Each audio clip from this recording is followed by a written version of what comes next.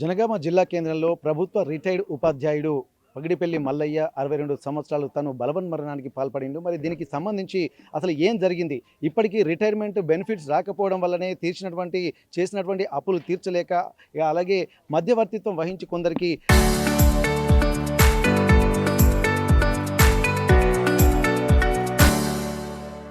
అప్పులు ఇప్పించడం వల్ల కూడా అనేక ఇబ్బందులు పడ్డట్టుగా తను సూసైడ్ నోట్లో రాసినటువంటి పరిస్థితి. మరి అసలు ఏం జరిగింది? స్థానికంగా ఉన్నటువంటి వాళ్ళు, కాలనీ వాసులు, అలాగే కొంతమంది రిటైర్డ్ టీచర్లు కూడా ఉన్నారు. వారితో మనం మాట్లాడేటువంటి ప్రయత్నం చేద్దాం. అసలు పగిడిపల్లి మల్లయ్య బలవన్ మరణానికి గల కారణాలు ఏందో వారి మాటలు వినేటువంటి ప్రయత్నం చేద్దాం. సార్ నమస్తే సార్. నమస్తే సార్. నా పేరు సత్తయ్య. ఇంటి పక్కకే ఉంటాం సార్. మల్లయ్య సార్ ఇంటి పక్కకు. మల్లయ్య సార్ ఈరోజు చనిపోయిండంటే దాని వెనుక ప్రధాన కారణం ప్రభుత్వమే సార్. ఎందుకు ప్రభుత్వాన్ని నేను నిందిస్తున్నానంటే నేను మేము రిటైర్మెంట్ అయిన తర్వాత ఒక్క నెలలోనే రిటైర్మెంట్ బెనిఫిట్స్ అనేది మేము మీ ఇంటికి తెచ్చి అప్పచెప్తామని చెప్పారు. మల్లయ్య సార్ ఈ రోజుకు రిటైర్మెంట్ అయ్యి 21 నెలలు అవుతుంది సార్. ఆయన సరిగ్గా నోటు రాసి పెట్టారు. 21 నెలల నుండి ఆయన అవసరాల కోసం ఇతరుల తాడ తీసుకున్న అప్పు ఇంట్రెస్టే 26 లక్షలు ఉన్నదని రాశాడు సార్. 26 లక్షలు ప్రభుత్వం ఇన్ టైంలో నేను రిటైర్మెంట్ అయిన తర్వాత నా బెనిఫిట్స్ ఇన్ టైంలో నాకు ఇస్తే 26 లక్షల అనే డబ్బు నాకు మిగులు కాబట్టి నేను అప్పులపాలు కాకపోదు కాబట్టి ఆవేదన చెంది ఆవేదనతో దుఃఖంతో ఆయన ఎన్ని రోజులు రాసిండో లెటర్ రాసుకొని సూసైడ్ చేసిండు. ఇంకొక ప్రధాన కారణం ఏంటంటే ప్రధాన నిందితుడిగా ప్రధాన పేజీలో 1వ నంబర్ ముద్దాయిగా నా యొక్క బామ్మర్ది అయిన గుంటి రత్నాకరు నాకు 1,44,00,000 అప్పు పడ్డాడు కాబట్టి ఆయన కారణమే నేను మరణానికి ఫస్ట్ కారణం గుంటి రత్నాకరు, సెకండ్ కారణం 2వ బామ్మర్ది అయిన గుంటి మనోహర్ గారు. ఆయన నాకు 27 లక్షల అప్పు పడ్డాడు. ఆ అప్పు వల్లనే నేను మరణానికి పాల్పడుతున్నాను. కొడుక బిడ్డ మీరు ఏం బాధపడకుర్రి, నా చావుకు ఎవరు కారణం కాదు, వీళ్ళిద్దరైతే మెయిన్ కారణం నా చావుకు అని 50 రూపాయల బ్రాండ్ మీద చేసేసి చనిపోయాడు సార్. ఇది మాకు దురదృష్టకరమైన విషయం సార్. నేను కూడా ఇప్పుడు సర్వీస్లో ఉన్న టీచర్ సార్. మేము అందరం ఇక్కడ టీచర్లమే. ఎంతైనా ప్రభుత్వ ఉద్యోగులకు ఈ విధంగా ప్రభుత్వం క్షోభ పెట్టడం సరియాది కాదు సార్.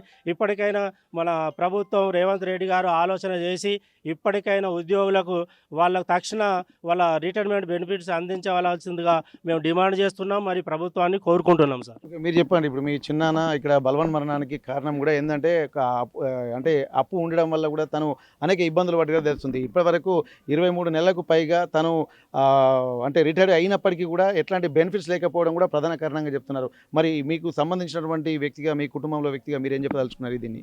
ఇప్పుడు గవర్నమెంట్ ఇచ్చేటువంటి బెనిఫిట్స్ ఒక కారణం అయితే, స్వతహాగా కుటుంబ వ్యక్తులను నమ్మి మా చిన్నాన్న ఎలాంటి అలవాట్లకు లేడు. అంటే కొంచెం 10 రూపాయలు ఖర్చు పెట్టి విలాసాలకు పోవాలి, నేను తినాలి తాగాలనేటువంటి ఆలోచన ఎప్పుడు మా చిన్నాన్నకు లేదు. అతను ఒక కుటుంబంలో ఆపతంటే ఏ రాత్రి ఫోన్ చేసినా వచ్చి ఆదుకునేటోడు.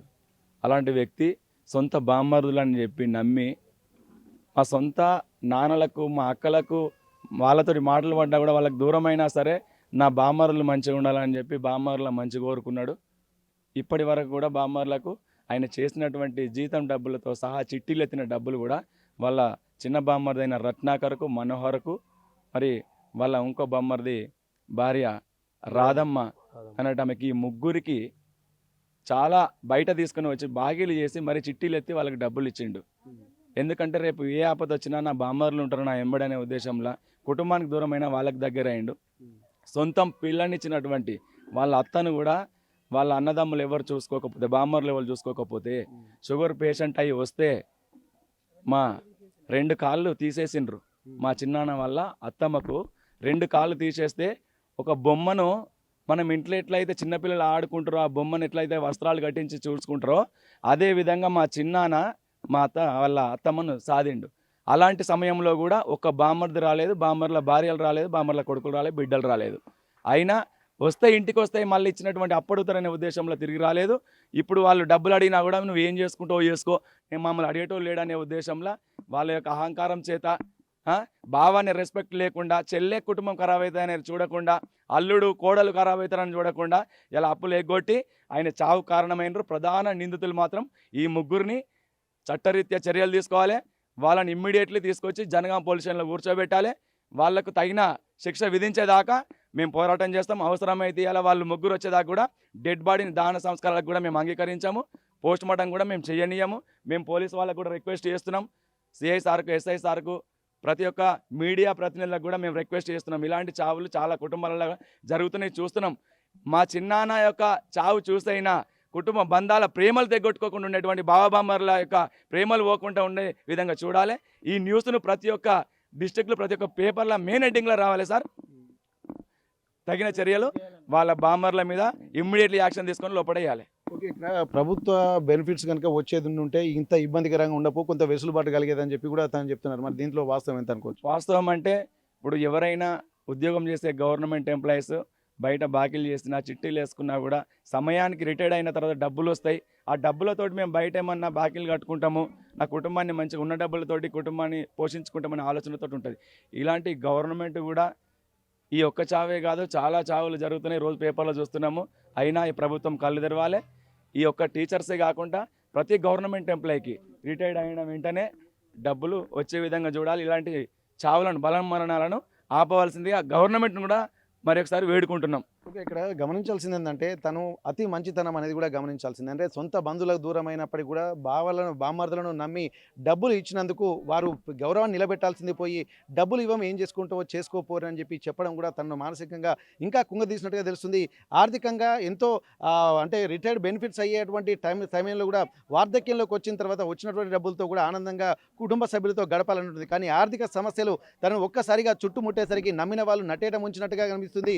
అలాగే ఆదుకుంటాయన్నటువంటి ఇన్ని రోజులు 30 ఏళ్లకు పైగా ప్రభుత్వ సర్వీస్లో ఉండి ఎంతోమంది విద్యార్థుల్ని తీర్చిదిద్దినటువంటి నేపథ్యం అయితే కనిపించింది. కానీ ఇక్కడ సమాజానికి సేవ చేసినటువంటి తనకే ఎవరు సేవ చేయలేనటువంటి పరిస్థితి, ఎవరు పట్టించుకోలేనటువంటి పరిస్థితి. ప్రభుత్వ ఉద్యోగి అయ్యి ఉండి కూడా ఎన్ని ఇబ్బందులు పడుతున్నారంటే తను వెనుక ఉన్నటువంటి గమనించాల్సింది. మీరేం చెప్తలుచుకున్నారు బ్రదర్? నేను కాలనీ వాస్తవ్యుని. సార్ మల్లయ్య సార్ అంటే చాలా సౌమ్యుడు. అసలు ఆయనకి ఎలాంటి చెడు అలవాట్లు కానీ ఇట్లాంటివి తాగుడు, తిరగడం ఇట్లా ఏవి లేవు. ఆయన ఎప్పుడు ఎవ్వరు కలిసినా నవ్వుతూ పలకరించే వ్యక్తి. వాళ్ళ కుటుంబ సభ్యులు ఆయనను మోసం చేసిండ్రు, అది చాలా చోట్ల జరుగుతుంది. సరే, దాన్ని తట్టుకొని నిలబడదామని, ఎట్లా ఉద్యోగం ఉంది, నాకు వస్తాయి పెన్షన్ పైసలు వస్తాయి, ఈ బెనిఫిట్స్ వస్తాయి, ఇవన్నీ ఆలోచించుకొని చదువుకునే మనిషి. కానీ ప్రభుత్వం కూడా ఒక రకంగా మోసం చేసినట్టే తనను. ఎందుకంటే ఇక్కడ ఫ్యామిలీలో మోసపోయిండు బంధువులను నమ్మి. అట్లే ప్రభుత్వం ఆయన నమ్ముకున్న ప్రభుత్వం అంటే ఉద్యోగం చేసిండు, 30 సంవత్సరాలు కష్టం చేసిన, నా పిల్లలకు పనికొస్తుంది, వాళ్ళ బిడ్డ మ్యారేజ్ అవ్వడం వల్ల కూడా తనకు ఎంతో కొంత ఖర్చులు ఉంటాయి. అవన్నిటిని వెసులుబాటు చేసుకోవడానికి సహకరించనట్టే ప్రభుత్వం కూడా. రిటైర్ అయిపోయి 30 నెలలు గడిచినా కూడా ఇంకా కూడా కొంత పెండింగే ఉంది. అదే ఆయన రిటైర్డ్ అయిన మంతే కనుక వస్తే ఇట్లాంటి చావును మనం చూసి ఉండకపోతుంటాం కావచ్చు. ఎంతమంది పిల్లలు వారికి? ఒక బాబే. వాళ్ళు ఏం చేస్తుంటారు? బాబు మ్యారేజ్ అవ్వలేదు, ఆయన జాబ్ సర్చింగ్లో ఉన్నట్టున్నాడు. పాపది మ్యారేజ్ అయ్యి 2 years అయింది, వాళ్ళకు పాపలు. ఏదైనా అసలు పిల్లలకి ఏదంటే అది ఆయన ఫ్యామిలీ మ్యాన్. వేరే ఏ వ్యసనాలు లేనటువంటి వ్యక్తి. అంటే వ్యసనాలతో ఉండి లాస్ అయిన వాళ్ళు చాలామంది ఉంటారు, కానీ ఈయన అట్లా కాదు. పూర్తిగా కుటుంబానికి అంకితమైన వ్యక్తి, ఉద్యోగానికి అంకితమైన వ్యక్తి. ఫ్యామిలీలో ఆ రకంగా మోసపోయిండు. ఇప్పుడు ఇక్కడ ప్రభుత్వ తరపున కూడా ఇది కూడా ప్రభుత్వం చేసిన మోసమే, ఇది కూడా ప్రభుత్వం చేసిన హత్య లాంటిదే ఇది కూడా. కాబట్టి ఆయనను ఎంత మానసిక క్షోభ అనుభవించి ఉంటాడు. ఇటు ఫ్యామిలీ మోసం చేసింది, ఇటు గవర్నమెంట్. ఆయన 30 ఏళ్ళుగా సర్వీస్ అంటే తక్కువ సర్వీస్ కాదు. 30 ఏళ్ళుగా అదే జీవితం. అది 317లో కూడా మైబాద్ లేచిరు ఆయనను రిటైర్మెంట్ టైంలో.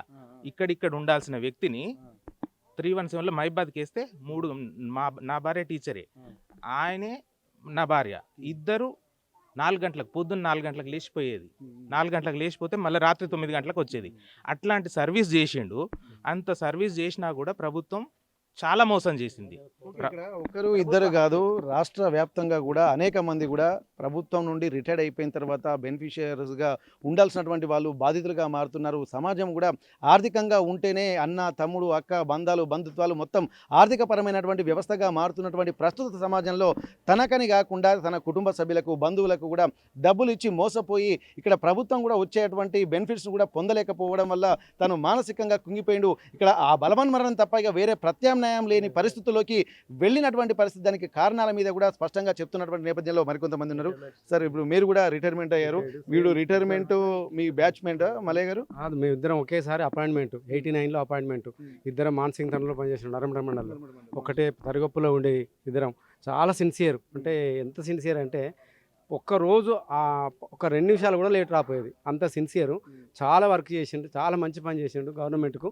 కానీ ఇంత మంచి పని చేసినా కానీ చివరికి ఇటువంటి సావు వస్తుందని అనుకోలేదు సార్. ఎందుకంటే ఆయనకు వచ్చే బెనిఫిట్స్, ఆయనకు వచ్చే ఎంత అప్పు చేసినా కానీ ఆయనకు వచ్చే అప్పు ప్రకారమే ఆయన చేసిండు. వచ్చే బెనిఫిట్స్ ప్రకారం అప్పు చేసిండు, రాగానే ఇచ్చేస్తానని. కానీ నిజంగా గవర్నమెంట్ హత్య సార్ ఇది. గవర్నమెంట్ హత్య. ఆయన వచ్చేది ఉంటే డబ్బులు ఎప్పుడో ఇచ్చు, 2024లోనే ఇచ్చు. ఇప్పటి వరకు ఇవ్వకపోవడానికి గవర్నమెంట్ హత్య. ఎంత సిన్సియర్గా అంటే దాదాపు ఆయనకు వచ్చేది 50 లక్షలు వచ్చేది ఉంటే ఆయన చేసింది కూడా 45 లక్షలు, 50 వచ్చేది ఉంటే. కానీ అదనంగా 2 ఏళ్ళ నుంచి ఇంట్రెస్ట్ 26 లక్షలు పడ్డది సార్ ఆయనకు. వాళ్ళ బామర్దులకు వాళ్ళకు ఇచ్చినాయి. చాలా ఇబ్బంది పడ్డాడు. చివరికి అందరు కూడా పెద్దన్న అనుకుంటా, కానీ ఎంత సెన్సిటివ్ అంటే చాలా సెన్సిటివ్ సార్. ఇచ్చే వాళ్ళందరికీ కూడా ఇచ్చిండు. మేము కూడా అడిగిన ఎవరికైనా మిత్తి లేదు, అందరం 10 మందిని కలిసి ఏమైనా మిత్తి లేదని చెప్పుదాం తీయ అంటే, అన్న వద్దులే, అందరికి ఇచ్చేద్దాం, రాగానే ఇచ్చేద్దాం, 10 లక్షలు వచ్చేటివి అందరికి ఇచ్చేద్దామని చాలా సిన్సియర్గా చెప్పిండు సార్. కానీ నిజంగా గవర్నమెంట్ హత్య. గవర్నమెంట్ కావాలని ఇంకెంతమంది చంపుతుందో నాకు అర్థం కాదు. ఇంకా 2 ఏళ్ళల్లో ఎంతమంది చంపుతుందో అర్థం కాదు సార్. ఇప్పటికైనా ఈ సంక్షేమ పథకాలు ఆపి ఒక సంస్కరణలు మొదలు పెట్టండి. ఈ ఉచితాలు అన్నీ ఆపి ఒక సంస్కరణలు మొదలు పెట్టండి. రాష్ట్రాన్ని ఒక మంచి విధానంలోకి తీసుకురండి. ఉచితాలు పాడుగాని మళ్ళీ సంవత్సరం వస్తావు, నువ్వు మళ్ళీ సంవత్సరం గవర్నమెంట్ వెళ్తావు, వచ్చేదేమున్నది? అంత చచ్చిపోయినాక నువ్వు ఉండేది ఎందుకు? ఇటువంటి పెన్షనర్స్ చాలా బాధపడుతున్నారు ఆరోగ్యరీత్యా. అన్నీ ఫుల్ ఫిట్నెస్ సార్. కానీ ఈ డబ్బులు లేకనే ఎవరో ఇక బంధువులకు వాళ్ళకు వీళ్ళకి ఇప్పించిండు. అవన్నీ కూడా ఆయన మీద బాగా ప్రెషర్ పెట్టి చనిపోవడం జరిగింది సార్. ఓకే, ఇక్కడ పగిడిపల్లి మల్లయ్యకు తనకు ఎట్లాంటి బ్యాడ్ హ్యాబిట్స్ లేవు. ఒక డ్రింకింగ్ అలవాటు లేదు, స్మోకింగ్ అలవాటు లేదు. ఆరోగ్యపరంగా కూడా సమాజాన్ని ఉద్ధరించాల్సినటువంటి టీచర్ ఏ విధంగా సమాజం ఉండాలో అన్ని ఆచరించి చూపించినటువంటి వ్యక్తిగా చెప్తున్నాడు. పలువురికి సహాయం చేయాలన్నటువంటి గుణంతో పాటు అందరికీ సహాయం చేసేటువంటి వాడే అంటున్నారు. అన్ని రకాలుగా ఫిట్నెస్గా ఉండి కేవలము సమాజంలో ఉన్నటువంటి రుగ్మతలుగా గమనించాల్సింది. ఎందుకంటే బంధువుల ఆలోచనలు మారుతున్నాయి, ఆర్థిక సంబంధాలు కూడా, మొత్తం మానవ సంబంధాలు కూడా అన్ని ఆర్థిక సంబంధాలే అన్నటువంటి పరిస్థితుల్లోకి మారుతున్నటువంటి నేపథ్యంలో ఇప్పుడు ఖచ్చితంగా ఇక్కడ ఇద్దరు బాధితులుగా, ఒకటి ప్రభుత్వాన్ని బాధితులుగా చేస్తున్నారు, మరోవైపు ఇక్కడ తన బంధువులు ఎవరైతే నమ్ముకున్నారో తన సొంత బామార్దులను కూడా ఇక్కడ నిందితులుగా మనం గమనించాల్సినటువంటి అవసరం అయితే కనిపిస్తుంది. ఏదేమైనప్పటికీ కూడా ఇక్కడ సకాలంలో ఇక్కడ కొంతమంది రిటైర్డ్ టీచర్స్ చెప్తున్నటువంటి పరిస్థితి, ఇక్కడ ఇవ్వాల్సింది ఉచితాలు కాదు, ఇక్కడ సంస్కరణలు చేపట్టాలన్నటువంటి ఒక ఆలోచనలు కూడా చేస్తుండడం. ఎందుకంటే సమాజం ఎలా ఉండాలో ఒక దిక్సూచిగా చూసేటువంటి ఆ ఉపాధ్యాయులకు ఒక క్లారిటీ ఉంటుంది. ఏం చేస్తే భవిష్యత్ తరాలు బాగుపడతాయన్నటువంటి ఒక ఆలోచనలతోటి ఇక్కడ ఉపాధ్యాయులు ఆలోచిస్తూ ఉంటారు. అట్లాంటి నేపథ్యంలో ఇక్కడ ఉచితాల వల్ల ఒరిగేది ఏమున్నది అన్నటువంటి ఒక ఆలోచనలు కూడా మనం గమనించాల్సినటువంటి అవసరం ఉందని చెప్పి ఇక్కడ బాధితుల బంధువులు కూడా చెప్తున్నటువంటి పరిస్థితి. ఏదేమైనప్పటికీ కూడా ఇప్పుడున్నటువంటి నేపథ్యంలో కూడా ఇక్కడ పగిడిపల్లి మల్లయ్య బలవన్మరణానికి పాల్పడడం చాలా దారుణమైనటువంటి అంశంగా చెప్తున్నటువంటి పరిస్థితి. ఇప్పటికైనా సరే ప్రభుత్వాలు ఇక్కడ ఉచితాలు బంద్ చేస్తారా, లేకపోతే సంస్కరణలు మొదలు పెడతారా, లేకపోతే ఇప్పటివరకు బాధితులుగా ఉన్నటువంటి రిటైర్మెంట్ అయినటువంటి వాళ్లకు బెనిఫిషరీస్ అందిస్తారా లేదా అన్నది చెప్తున్నారు. ఒకవేళ అందించకపోతే ఇట్లాంటి ఇంకా ఎన్ని చూడాల్సి వస్తుందన్నటువంటి ఆందోళన కూడా రిటైర్డ్ అయినటువంటి ఉద్యోగులలో వ్యక్తమవుతున్నటువంటి పరిస్థితి. ఇప్పటికే ఎన్నో ఉద్యమాలు ఇక్కడ రిటైర్మెంట్ బెనిఫిట్స్ ఇవ్వాలని చెప్పి చాలామంది రిటైర్డ్ ఉద్యోగులు కూడా, పెన్షనర్లు కూడా ఆందోళన చెందుతున్నటువంటి నేపథ్యంలో 317 జీవో అనేది కూడా చాలా ఇబ్బందులకు గురి చేస్తున్నట్టుగా చెప్తుంది. ఎందుకంటే రిటైర్మెంట్ అయ్యేటువంటి సమయంలోకి ఇక్కడ మహబూబాబాద్ ప్రాంతంలోకి ఇక్కడ నుండి ఉదయం 4 గంటలకి లేచి వెళ్ళి రావడము, ఒకవైపు ఆర్థిక సమస్యలు చుట్టుముట్టడము, రిటైర్డ్ అయిన తర్వాత కూడా అది మరింత తీవ్రతరం కావడంతో విధిలేని పరిస్థితుల్లో తను బలవన్మరణానికి పాల్పడ్డారని చెప్పి వారి బంధువులు చెప్తున్నారని మనం గమనించాల్సినటువంటి అవసరం ఉంది. జనగామ నుండి కెమెరా పర్సన్ వంశీతో వెంకటరత్నం, RTV వరంగల్. నా పేరు Shah Kailasam, LFL head master, retirement టీచర్ను. నేను తెలంగాణ SC/ST ఉపాధ్యాయ సంఘంలో గత 15 సంవత్సరాలుగా పనిచేసినటువంటి వ్యక్తిని. ఈరోజు మల్లయ్య సార్ చనిపోవడం చాలా బాధాకరమైనటువంటి విషయం. ఈనాడు ఉపాధ్యాయులంతా, ఒకనాడు ఉపాధ్యాయ అంటే ఎంతో గౌరవించేటువంటి ప్రభుత్వం ఈనాడు ఉపాధ్యాయులంతే ఇలా నిర్లక్ష్యంతో రిటైర్మెంట్ అయినటువంటి వాళ్ళకి ఎలాంటి బెనిఫిట్స్ను అందించలేక ఇబ్బందులకు గురి చేస్తున్నటువంటి పరిస్థితి ఉన్నది. ఎందుకంటే మల్లయ్య గారు చాలా కష్టపడి తాను ఉద్యోగం సంపాదించి తన పిల్లల కోసం ఎన్నో రకాలుగా సేవ చేసినటువంటి వ్యక్తి. గవర్నమెంట్ నుంచి వచ్చేటువంటి బెనిఫిట్స్ని రాకుండా ఉండడం వల్ల ఆయన కోర్టులో కూడా కేసు వేయడం అనేటువంటిది జరిగింది. జరిగినాక తర్వాత కూడా ఏదో రకంగా కొన్ని డబ్బులు వచ్చాయి, ఇంకా కొన్ని డబ్బులు వచ్చేది ఉండే. అది దానివల్ల ఆయన తన కూతురు పెళ్లి చేయడం వల్ల అందరి దగ్గర బాకీలు తీసుకురావడం వల్ల వాళ్ళంతా కూడా ఇబ్బందులకు గురి చేయడంతో తను మానసికంగా, శారీరకంగా చాలా ఇబ్బంది గురై ఈరోజు ఉదయం ఉరి పెట్టుకొని చావడం అనేటువంటిది జరిగింది. ఇది చాలా బాధాకరమైనటువంటి విషయం. రాష్ట్ర ప్రభుత్వం ఎప్పుడో ఇవ్వవలసినటువంటి బెనిఫిట్స్ ముందుగా అలా ఇస్తే ఇలాంటి సమస్య తలెత్తకుండా ఉండేటువంటిది. కానీ ప్రభుత్వంలో 34 సంవత్సరాలు దాకా సేవలు చేయించుకొని బెనిఫిట్స్ ఇచ్చేటువంటి సందర్భాల్లో చాలా రకాల ఇబ్బంది గురి చేయడం వలనే ఇలాంటి సంఘటనలకు దారితీసేటువంటి అవకాశం ఉన్నది. ఒకవైపు బాకీలు తీసుకొచ్చి పెళ్ళిళ్ళు చేయడం వల్ల ఆ విపరీతమైనటువంటి ఇంట్రెస్టులు అనేటువంటివి కూడా మీద పడి చాలా రకాల ఇబ్బంది గురి చేయడం వల్లే ఈయన మానసికంగా ఇబ్బంది గురై చనిపోవడం చాలా బాధాకరమైనటువంటి విషయం. తాను ఇచ్చినటువంటి సూసైడ్‌లో 20 పేజీలలో ఇచ్చినటువంటి సూసైడ్‌లో ముఖ్యంగా గమనించవలసింది ఏమిటంటే గవర్నమెంట్ నుంచి వచ్చేటువంటి బెనిఫిట్స్ రాకపోవడమే ప్రధాన కారణంగా మనం భావించవచ్చు. ఇది ఒకవైపు అయితే, నేను షా కైలాసం తెలంగాణ ఎస్సీ ఉపాధ్యాయ సంఘం రాష్ట్ర అధ్యక్షునిగా నేను కూడా ఇటీవల 30 సెప్టెంబర్ 2025న రిటైర్మెంట్ అయ్యాను. ఇప్పటి వరకు కూడా 10 నెలలు కావస్తుంది. ఇప్పటి వరకు నాకు కూడా బెనిఫిట్స్ రాలేదు. ఇంకో బాధాకరమైనటువంటి విషయం ఏంటంటే, నా కిడ్నీలు ఫెయిల్ అయ్యాయి. అలాగనే నేను బండి మించి పడి కాళ్ళు ఇరిగింది. దానివల్ల నేను ఎటు లేవకుండా ఉన్నటువంటి పరిస్థితి నాది ఉంది. అలాగనే నాకు ఈ మధ్య కాలంలోనే కళ్ళు కూడా అవుపిస్తలేవు. దీనివల్ల నేను చాలా రకాల ఇబ్బందికి గురవుతున్నటువంటి పరిస్థితి. ఒకవైపు ఇలా ఆలోచిస్తే నాకు ఒక పాప మ్యారేజ్‌కి ఉన్నది. మ్యారేజ్ చేద్దామన్నా కూడా ఎటు సైడు ఏమీ లేకుండా అప్పులతోటే డబ్బులు చేసి చూద్దాం అనుకుంటే ఎక్కడి నుంచి కూడా డబ్బులు రాకపోవడం వల్ల అలాగనే నా కూతురు పెళ్లి చేయకుండా ఎదురు చూస్తున్నా. నా బెనిఫిట్స్ వస్తాయేమో అనేటువంటి ఆలోచనతోటి ఎదురు చూస్తున్నా. ఇప్పటి వరకు కూడా అవి ఎలాంటిది ప్రభుత్వం తీయకపోవడం చాలా బాధాకరమైనటువంటి విషయం. కేసీఆర్ ప్రభుత్వం 3 ఏళ్ళు పెంచి ఈరోజు వాళ్ళు పెంచి తప్పించుకున్నటువంటి పరిస్థితి. అదే 3 ఏళ్ళు కాలం రేవంత్ రెడ్డి కాలంకి వచ్చి, ఆ రేవంత్ రెడ్డి 3 ఏళ్ల కాలంని కొంతమందికి బెనిఫిట్స్‌ని ఇచ్చుకుంటూ వస్తున్న పరిస్థితిలో ఇప్పటి వరకు కూడా ఇంకా కొంతమంది ఇలా ఎదురు చూపులతోటే చనిపోతున్నటువంటి పరిస్థితి ఉన్నది. రాష్ట్ర వ్యాప్తంగా దాదాపు ఒక 1300 మధ్యలో చనిపోయినటువంటి వాళ్ళు ఉన్నారు. ఇది టీచర్లే కాకుండా పోలీసు ఉద్యోగస్తులు కూడా చాలా రకమైనటువంటి ఉద్యోగస్తులు కూడా చనిపోతున్నారు. ఇప్పటికైనా రాష్ట్ర ప్రభుత్వం కళ్ళు తెరిచి ఎవరెవరికైతే రాష్ట్రంలో రిటైర్మెంట్ అయ్యి ఇంటి దగ్గర ఉన్నటువంటి అందరు ఉన్నారో వాళ్ళకు వెంటనే బెనిఫిట్స్ ఇవ్వాలని, లేకుంటే ఇదే పరిస్థితి వస్తుందని, ఏ వ్యక్తి చనిపోయినా ప్రభుత్వమే కారణం అవుతుందని ఇప్పటికైనా రాష్ట్ర ప్రభుత్వం కళ్ళు తెరవాలని తెలియజేసుకుంటూ ముగిస్తున్నాను.